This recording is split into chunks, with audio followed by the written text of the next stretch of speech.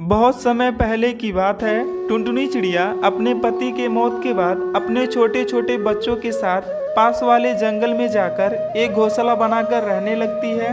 एक दिन उस जंगल में रहने वाला मिट्ठू तोता टुनटुनी चिड़िया के पास आता है और उससे कहता है, चिड़िया बहन, आपने तो इस जंगल में आकर अपना घोंसला बना लिया, लेकिन आपके बच्चे तो बहुत छोटे हैं।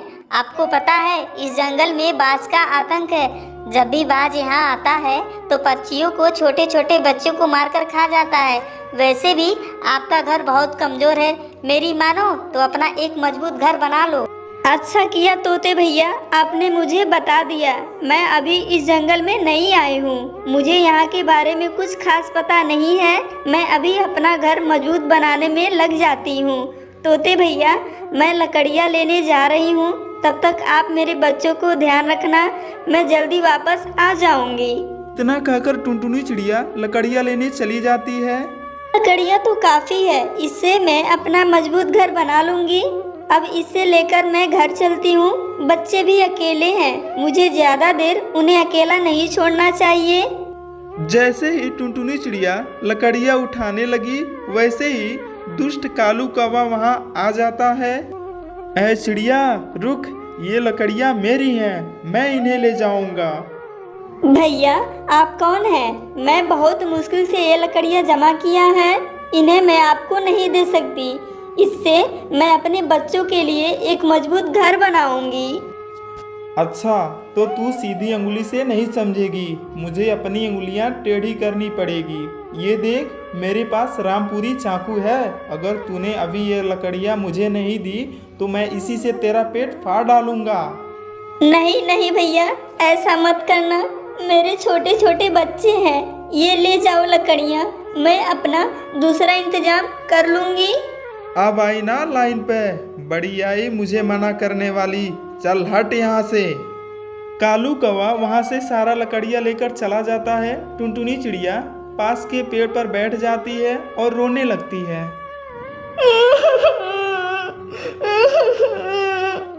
अब मैं क्या करूं?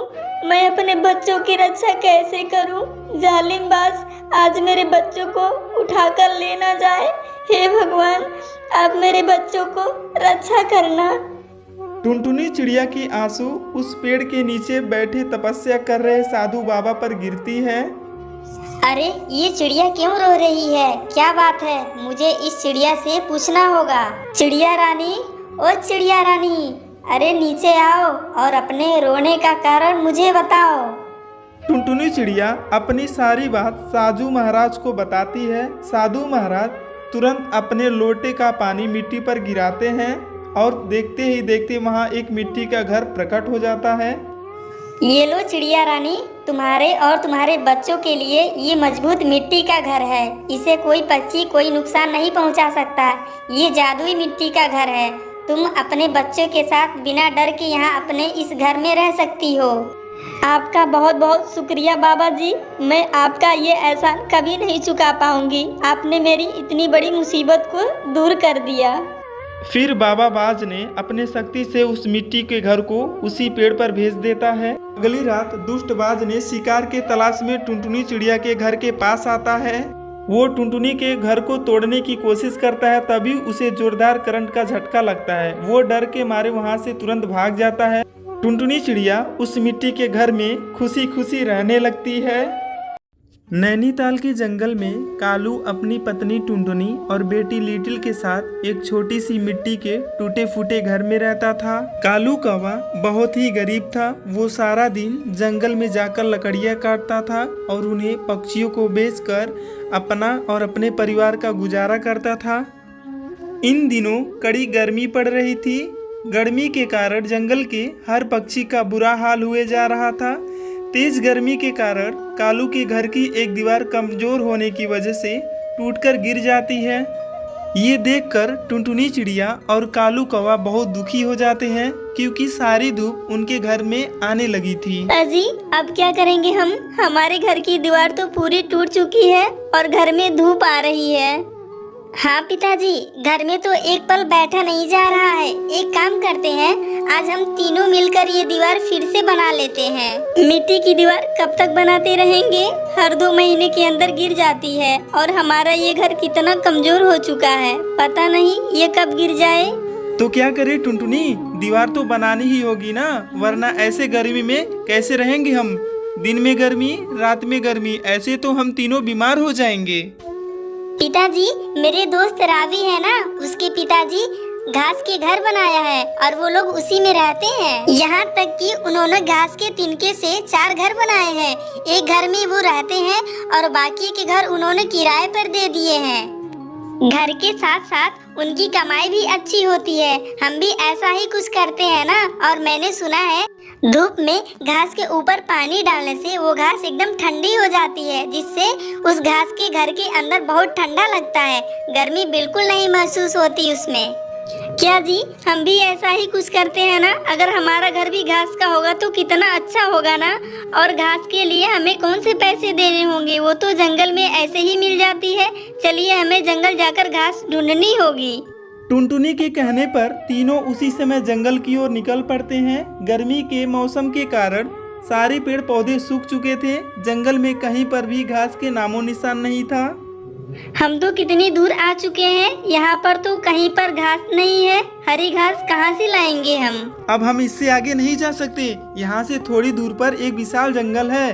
सुना है वहाँ पर बहुत से जंगली जानवर रहते हैं।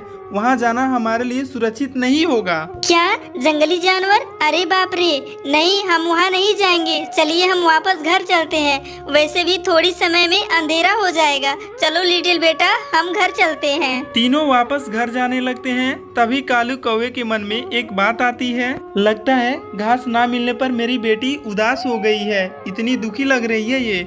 नहीं नहीं, मैं अपने बच्चे को ऐसे उदास नहीं देख सकता। टुनटुनी, मैं क्या कहता हूँ, तुम और लिटिल घर चले जाओ। देखो अंधेरा भी होने वाला है। आज मैं लकड़ियाँ तोड़ने भी नहीं गया जंगल में, तो मैं यहाँ आ ही गया हूँ, तो थोड़ी लकड़ियाँ तोड़ लेता हूँ। इससे बेचकर थोड़े पैसे मिल जाएंगे। तो तुम दोनों घर जाओ, मैं थोड़े समय में लकड़ियाँ लेकर आता हूँ। अरे आप कल आ जाना, अभी तो अंधेरा होने वाला है। रात हो गई तो कैसे घर आओगे? टुनटुनी, इस जंगल में मेरा रोज का आना जाना है। तुम चिंता मत करो, मैं जल्दी घर आ जाऊंगा। कालू कौवे की ये बात सुनकर टुनटुनी और लिटिल घर चली जाती हैं और कालू कौवा जंगल के गहरे हिस्से में चला जाता है। मुझे तुरंत ही कहीं से भी घास ढूंढकर घर जाना होगा। कालू कौवा उस जंगल के हर हिस्से से बखूबी वाकिफ था। उसे पता था जंगल के किस हिस्से पर खतरा है और किस हिस्से पर नहीं। फिर भी बेटी के खुशी के खातिर कालू कौवा जंगल के सबसे खतरनाक इलाके में घुस जाता है, जहाँ कई सारे जानवर थे। कालू उस जंगल में डर डर के घूमता है, पर उसे वहाँ पर घास नहीं दिखाई देती। इतनी दूर आने के बाद भी घास नहीं मिली। ये जंगल के सारी घास आखिर गायब कहाँ हो गई? एक घास तक नहीं है इस जंगल में। तभी एक जंगली बाज कालू कौवे के पीछे लग जाता है। कालू उस बाज को देखकर जल्दी से भागता जाता है। बाप रे, ये जंगली बाज मेरे पीछे कैसे पड़ गया? इसने मुझे पकड़ लिया, मैं तो मारा जाऊंगा। कहाँ भागूं? आगे तो पूरा जंगल ही जंगल है। कालू तेजी से भागता जाता है। डर के कारण उसे उड़ा भी नहीं जा रहा था। तभी वो छोटे से घास के गड्ढे के अंदर गिर जाता है। घास में गिरते ही कालू वहीं पर बेहोश हो जाता है। जब उसकी आंख खुलती है तो वो देखता है कि उसके घर के पेड़ के नीचे उस घास के ऊपर पड़ा हुआ है और उसके पास टुनटुनी और लिटिल दोनों खड़े उसे देख रहे थे। टुनटुनी भागो, वो जंगली बाज आ जाएगा। ये क्या बोल रहे हो आप अपने घर में हो कालू जी?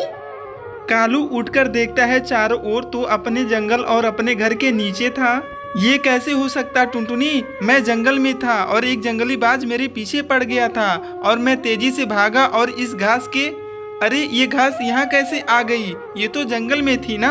तभी उस घास में से आवाज आती है। कालू, इतना परेशान होने की जरूरत नहीं है। मैं एक जादुई घास हूँ। अब इस घास से अपने लिए कई सारे घर बना लो, क्योंकि मैं कभी खत्म नहीं होने वाली और ना कभी मरने वाली हूँ। उस जंगल में उस जंगली बाज से मैंने तुम्हें बचाया है। मैं कई वर्षों से उस जंगल में पड़ी थी। कोई भी मुझे नहीं खा रहा था और ना कोई मुझे अपने साथ ले जा रहा था। और जैसे ही तुम हमारे ऊपर आकर गिरे, मैं झट से तुम्हें अपने जादू से गायब कर दिया। क्या तुमने मुझे उस जंगली बाज से बचाया और तुम मुझे यहाँ ले आई? ये बात सुनकर तीनों के होश उड़ जाते हैं। तभी वो तीनों 4 बड़े बड़े आलीशान घर बना लेते हैं। बारिश, तूफान, आंधी से उन जादुई घास से बने घर को कोई फर्क नहीं पड़ता, क्योंकि वो घर जादुई घास की बनी होती है और वो तीनों अपने घर में खुशी खुशी रहने लगते हैं।